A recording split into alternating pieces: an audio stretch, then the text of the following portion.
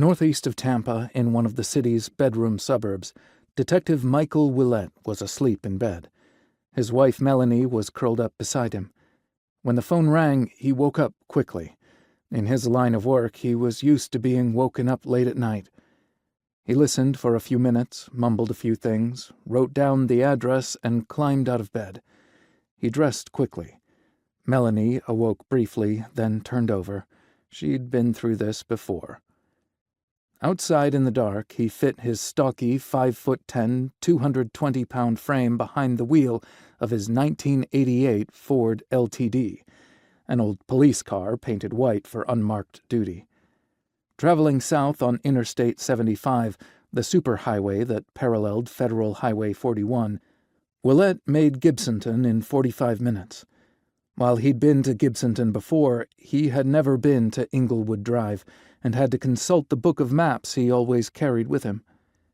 Willett arrived at the crime scene at 12:25 a.m. Opening the LTD's trunk, Willett rummaged through a pile of rumpled clothes before finding a simple tissue-sized cardboard box, and extracted a couple pairs of surgical rubber gloves. Thrusting them into the pockets of his jacket, he slammed shut the trunk. There were already a lot of squad cars in front of the brown trailer. "What's going on?" Willett asked the uniformed deputies, who were milling out front. "Some carnival guy got shot," said one. "Where's Chuck Phillips?" "Over there," the deputy pointed. Willett made his way through the crowd of cops and medical personnel. "Hey, Chuck, what have we got?" "Carny was murdered." Phillips consulted his notebook. "We took a statement from a guy named Marco Eno, who lives in a trailer out back.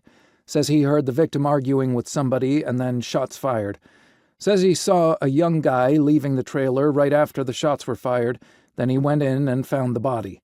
The Vic's stepson called it in." "What's the Vic's name?" "Grady Stiles Jr." Willett nodded, writing down the name in his notebook. He pulled his jacket tighter around him. Like a doctor entering surgery, Willett donned his surgical gloves and entered the crime scene via the front door. It was unlocked, and Willett immediately noted no signs of forced entry.